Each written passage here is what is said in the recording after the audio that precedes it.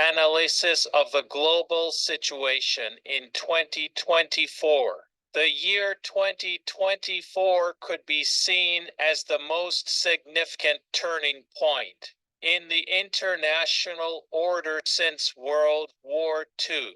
The also unipolar system is weakening due to China's rapid economic growth, aggressive foreign policy since 2008, and the aftermath of wars in Iraq and Afghanistan.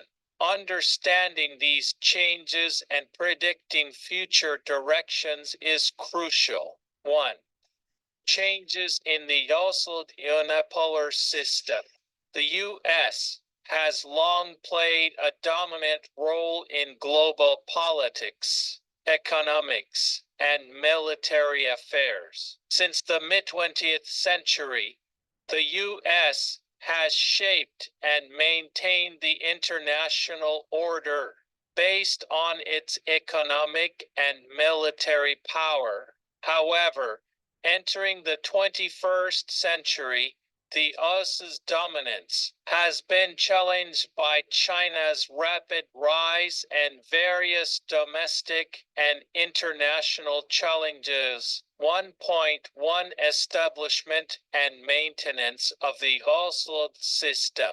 After World War II, the U.S. played a leading role on the global stage. Initiatives like the Bretton Woods system, the Marshall Plan, and the creation of NATO were driven by the U.S., contributing to global stability and prosperity. The U.S. dollar became the world's primary reserve currency, and U.S. economic policies had a significant impact globally. Militarily, the extensive network of U.S. bases and its powerful military presence ensured global security. 1.2 The rapid rise of China. In the 21st century, China began to play a major role in the international community through rapid economic growth and military expansion. China's economy has grown tremendously since the reforms and opening up, and by the 2010s, it had become the world's second largest economy. The Belt and Road Initiative (BRI) expanded China's economic and political influence across Asia, Africa, and Europe. This initiative strengthened economic ties with other countries through infrastructure projects such as roads, railways, and ports. This economic growth also fueled China's military expansion, with increased activities in the South China Sea and the Taiwan Strait. 1.3 Domestic challenges in the U.S. The U.S. faces several domestic challenges. Economically, the recovery from the 2008 financial crisis highlighted issues such as inequality, the decline of manufacturing, and structural changes in the labor market. Politically, extreme partisanship and social division have raised concerns about national unity and political stability. These issues negatively impact the US's international leadership. 1.4 International challenges. Internationally, the US's global leadership is being challenged. Military provocations by Russia, instability in the Middle East, and nuclear threats from North Korea are among the various regional challenges to U.S. influence. Particularly, Russia and China are offering alternatives to the US's international role, seeking a multipolar world order 1.5 The impact of the COVID-19 pandemic. The COVID-19 pandemic significantly affected the US's international standing. Early confusion and domestic political conflicts during the pandemic weakened U.S. leadership. In contrast, China emphasized its system and leadership during the pandemic response, expanding its influence in the international community. This contributed to the weakening of the unipolar system. 1.6 Seeking a new international order. In this context, the U.S. is seeking a new international order. The Biden administration is working to strengthen cooperation with allies and counter authoritarian states to restore U.S. leadership. However, despite these efforts, China's rise and the trend toward a multipolar world are likely to continue. The U.S. must respond effectively to economic, military, and political challenges to maintain its global leadership. In conclusion, 2024 could be a pivotal year in the international order since World War II. The unipolar system is being shaken by China's rise and various internal and external challenges, marking a crucial period for determining the new direction of the international order. In this changing environment, the U.S. must continue to seek strategies to strengthen cooperation with allies and maintain global leadership. 2.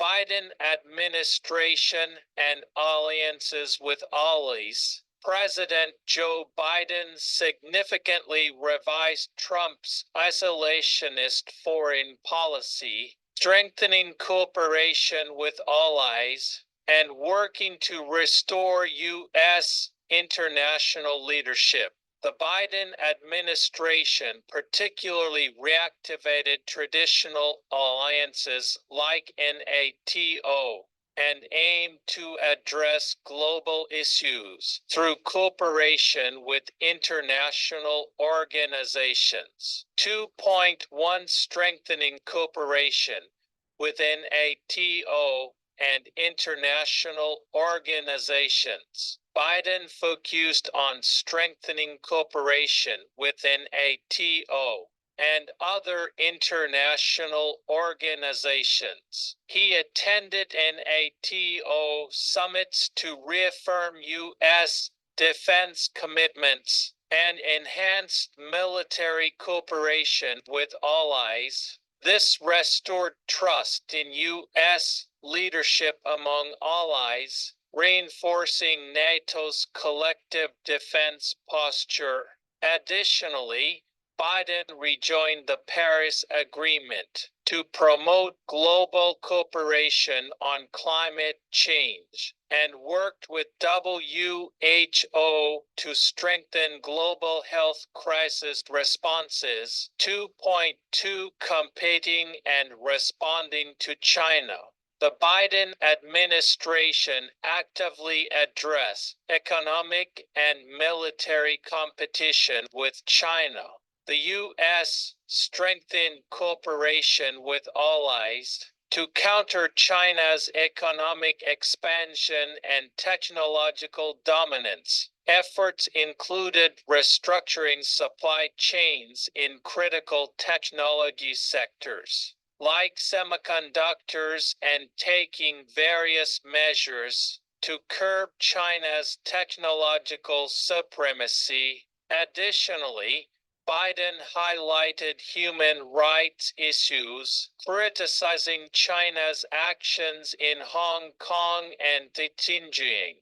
and bringing attention to China's authoritarian behavior on the international stage. 2.3 Indo-Pacific Strategy. Biden's administration used alliances in the Indo-Pacific region to counter China's influence. The U.S. strengthened the Quad, Japan, Australia, India, and the U.S. to enhance security cooperation in the Indo-Pacific region, aimed at curbing China's maritime expansion and promoting regional stability and prosperity. Additionally, the U.S. strengthened economic and security partnerships with ASEAN countries. 2.4 Reestablishing relations with Europe.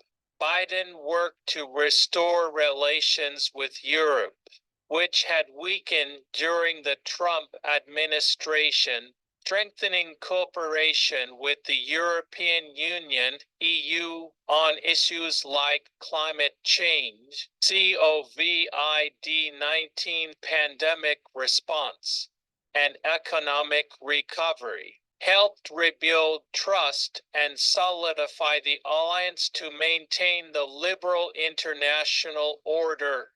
2.5 Relations with and responses to Russia. Biden maintained a firm stance against Russia, strengthening cooperation with allies to counter Russia's aggressive behavior. The administration supported Ukraine's sovereignty and territorial integrity by cooperating with NATO. In response to Russian aggression in Ukraine, efforts included enhancing cyber attack and information warfare responses and implementing various sanctions to curb Russia's influence expansion.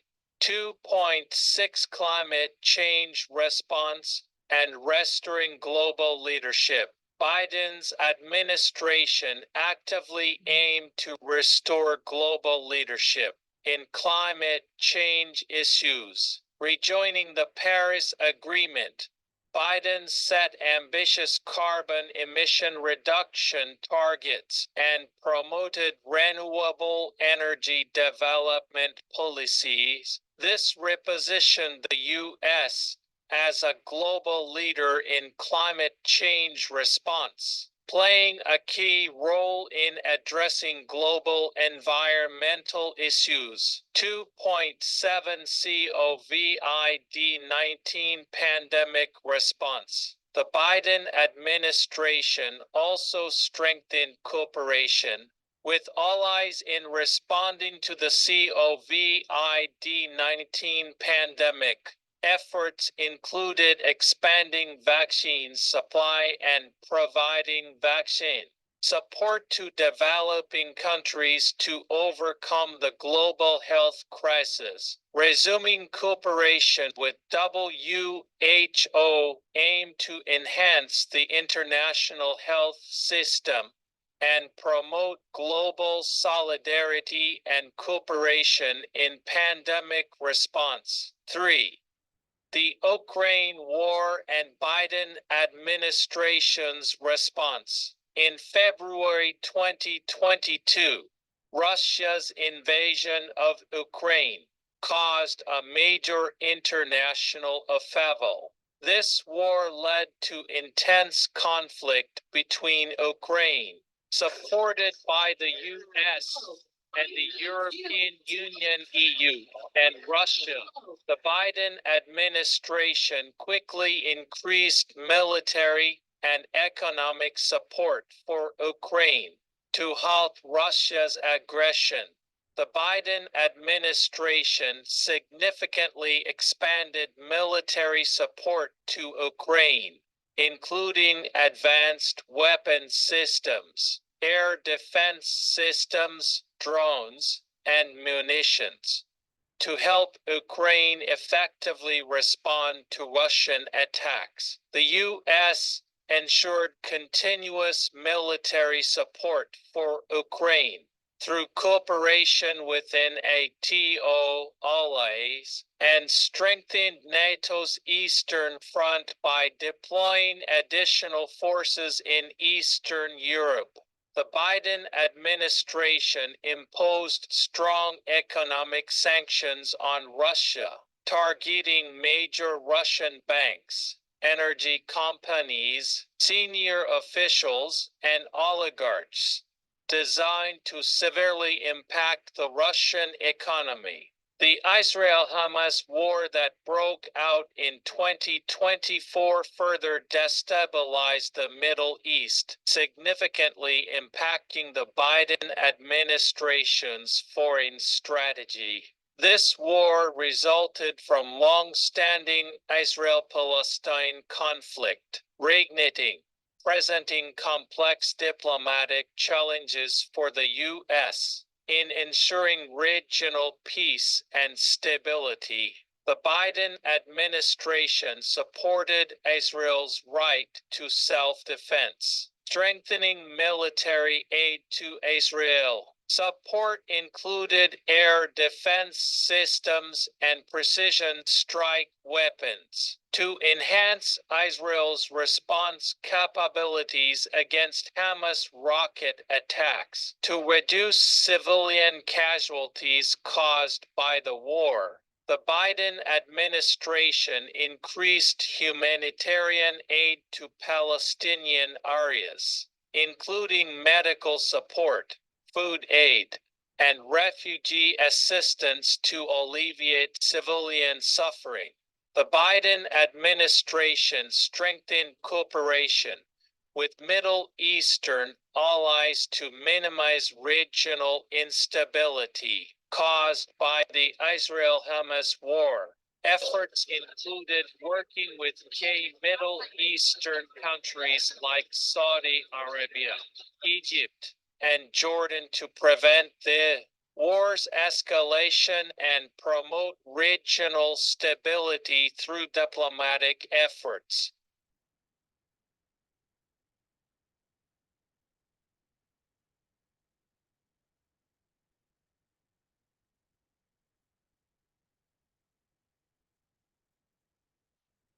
"2024. As old conflicts rumble on and new threats emerge, one image more than any other will be replicated around the globe. In a year that will see the biggest display of democracy in history, what else will the next 12 months bring? Here are some of the stories set to shape the world ahead.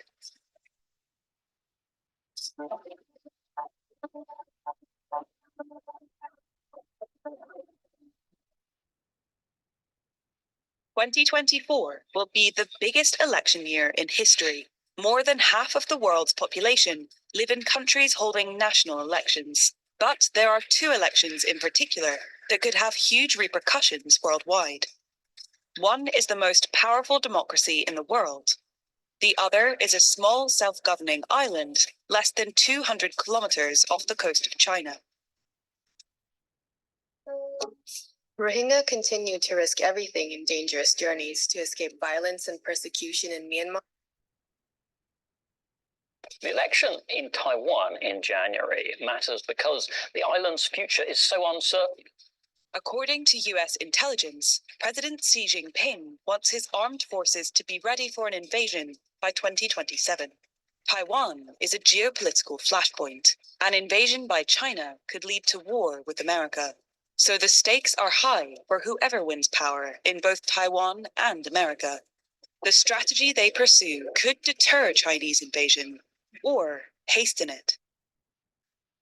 On the island itself, the threat for some is already tangible. More than half of Taiwanese citizens do not have confidence in their government's ability to defend against an invasion from China. 那当然了，我们就要讲了，那到底怎样伤口我们要去处理它？好。 Some citizens are even taking civil defense workshops, including 22-year-old Chen Boyan. 对于可能发生战争这件事，我想，尽可能的做好准备，说不害怕应该是骗人的，但我有做好最充分的准备。And those concerns will be at the forefront of Taiwanese voters' minds when they head to the polls in January. Voters will be faced with a choice between the current ruling party, which emphasizes Taiwanese self-rule and the need to resist Chinese bullying, and two opposition parties keen to pursue warmer relations. Supporters of the current government claim the opposition would make it easier for China to ultimately take over Taiwan. And on the other hand, the opposition can think that the DPP government is going to take Taiwan toward the path of legal independence. And that will be a path to an eventual war with China. The likelihood of war won't just depend on what happens in Taiwan's election, but in America's too. Would you send the U.S. military into Taiwan if President Xi were to invade? President Biden said he would. I won't say. A second Trump presidency would spell unpredictability and mounting levels of risk. And not just for Taiwan, but for America and the rest of the world.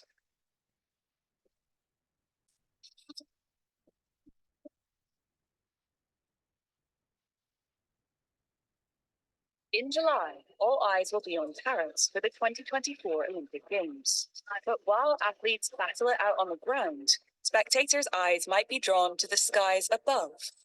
At first glance, it might be mistaken for a helicopter, but this is a supersized drone. And it could be the future of public transport. Known as eVTOLs, electric vertical takeoff and landing, they run entirely on batteries, making them a sustainable way to fly. 5 years ago, eVTOLs was only known to a very small group of people that were really aviation geeks tinkering on new technologies. Over the last year or so, we've seen a lot of public test flights, and next year, commercial service is the milestone. If all goes to plan, the Paris Olympics will mark the start of commercial eVTOL flights. Volocopter, the company running the flights, is hoping to transport tourists along 5 different routes at speeds of up to 110 kilometers per hour. We believe if we can fly in Paris, we can fly anywhere. This is also a start into a new area of mobility, allowing quiet, safe, and sustainable vehicles to enter the city centers, which other vehicles can't. The technology is evolving so rapidly that aviation regulators are struggling to work out how to certify flights. Volocopter has had to roll back on its original plan of pilotless, self-flying eVTOLs to try to appease the authorities. I think the only way to get certified right now and for the years to come is by offering a piloted version. It's not technology that hinders us to go towards autonomy. It is certification and public acceptance. Volocopter is not the only company hoping to take off in 2024. Across the world, other companies are racing to the skies in a market that could be worth $1 trillion by 2040. But while much of the industry will be commercial, some companies will be catering for those who prefer to go private. You've got 2 large wings you're getting all your lift from. In 2024, Palo Alto startup Pivotal will be launching an eVTOL anyone with deep enough pockets can purchase and pilot themselves. With just 1 seat, it's more of a flying motorbike than a flying taxi.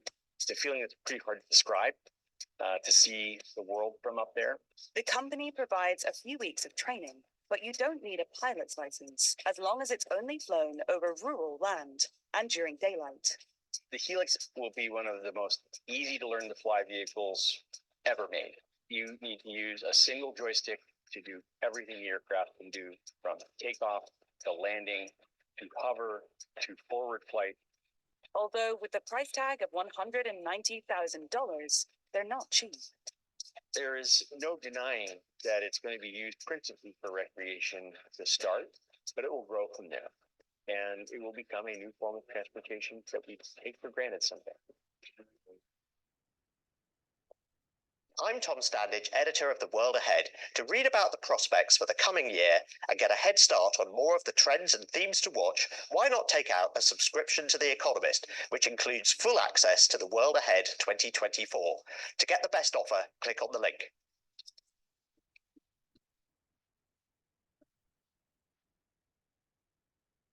In 2024, the focus on AI won't just be on what it can do, but how humans might control it.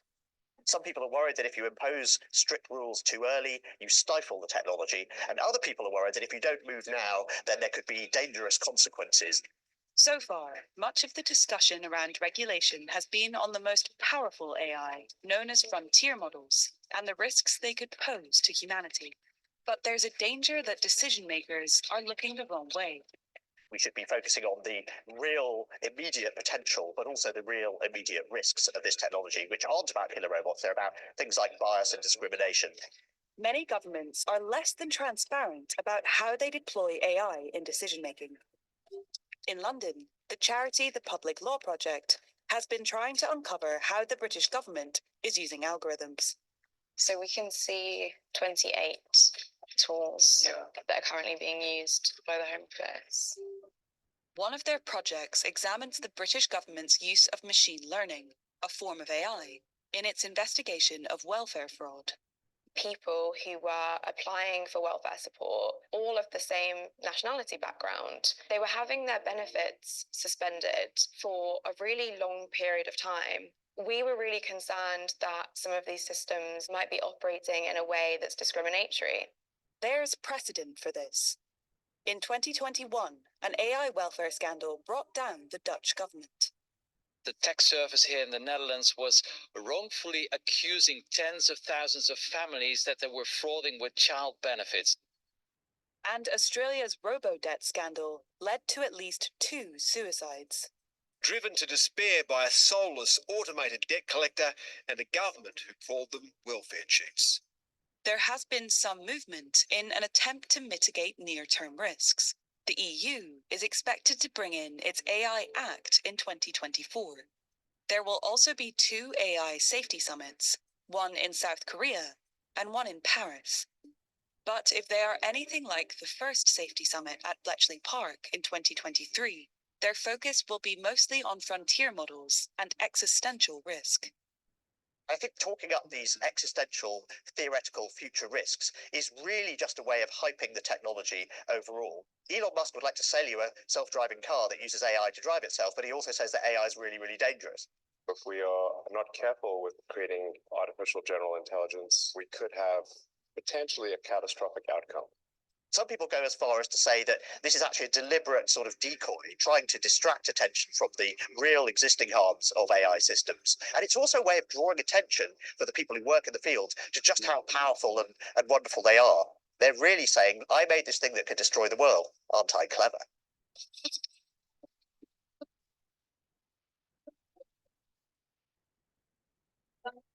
In 2024, one of the world's overlooked greenhouse gas emitters will finally be in the spotlight. Until now, government's focus has been on cleaning up the most visible polluters, like energy and transport. But in the coming year, attention will turn towards industry and the production of materials central to modern everyday life. Industry is often out of sight, unlike the cars we drive or the electricity that powers our homes. But in fact, almost everything that we need in our lives is made by industry. Factories and other industrial facilities belch out vast amounts of greenhouse gases. Nearly 29% of all emissions. That's the same amount as electricity generation, and almost double transport. A big part of the problem is that some industrial processes need high temperatures, which at the moment rely on fossil fuels like coal and natural gas. That's been a real challenge. That's also turning into a real opportunity for some innovators.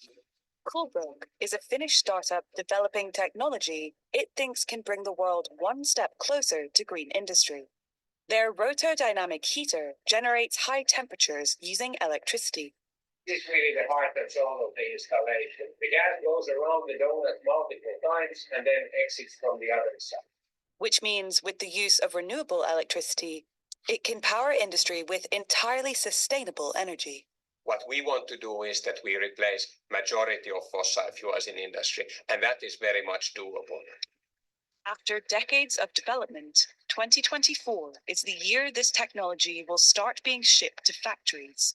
It's absolutely exciting times. The last 10 years have been already the time of intensive development, and last 2 to 3 years have really been the game changer for us. What we have now seen is that the heavy industry is really starting to move.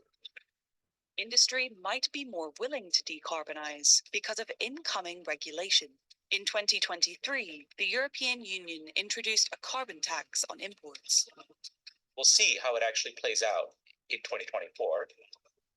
We're likely to see other big economies, the United States, the UK, and Australia, come up with their own versions of the carbon tax. And this kind of regulation has spurred the creation of other decarbonizing technologies. Few startups have come up with new ways of containing renewable energy in sometimes what are called rocks in a box, sort of small packages that get very hot, retain the heat, and can release it on demand when a factory needs it. But industry can sometimes drag its feet, and questions remain about whether it can change fast enough. One of the obstacles to decarbonizing heavy industry is that the processes are very complicated. It can be expensive and involve investment in new capital equipment, which industry does not want to do. Factory bosses don't like to shut down their factories and replace the kit that they use because of the dreams of environmentalism. It's a bit like changing the wheels on a bus while the bus is moving at full speed. But that's kind of what we have to do.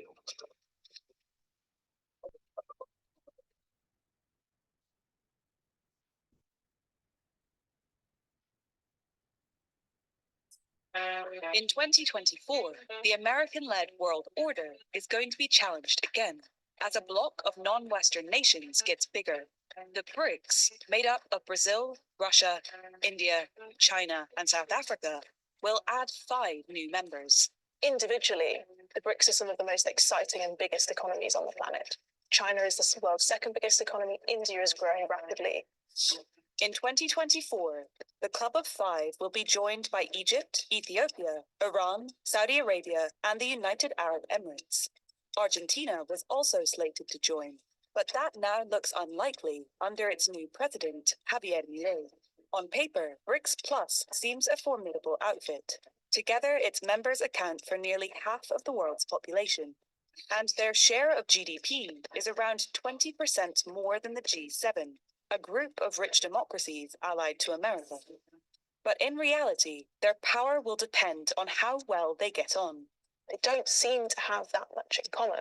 They're very, very different economies. India is on a huge kick about green minerals. China seems to be driving its economy towards consumption rather than investment. What's more, there have been recent skirmishes between China's and India's armies across their shared border. There's also a chance that we'll have found out that the BRICS mean very little other than a club for people to discuss things. But what's really interesting about all these countries that are joining next year is that they're the countries that have had some of the most strained relations with the West and its financial order. This global financial system was created in the ashes of the Second World War. At Bretton Woods, 44 nations gathered to establish a new international monetary and financial order, with America at the helm. What's significant about the expansion of BRICS is that it challenges this American-led world order. The most important thing about the BRICS has always been that America isn't invited. And there are ways in which the BRICS are using that American-dominated financial system and trying to twist it to their own advantage. The BRICS have created their own alternative to the World Bank and their own currency swap lines in which countries agree to swap different currencies, countering the influence of the IMF and its currency of choice, the dollar. And it's not just America's global economic influence that is being challenged by the rise of middle powers. The world is changing and America's influence is declining. America is also a security power, and its military is far superior to any other countries in the world. But increasingly, there are several smaller, rich countries that are playing the role of the world's negotiator. In the war in Ukraine, much of the mediation has been done by Turkey, and in the war in Gaza, by Qatar. America's power is unlikely to be eclipsed anytime soon. Its network of allies is still much bigger than China's. But in 2024, expect the world to become more multipolar as middle powers flex their muscles. Thanks for watching. To read more of our coverage of the coming year, click the link and don't forget to subscribe.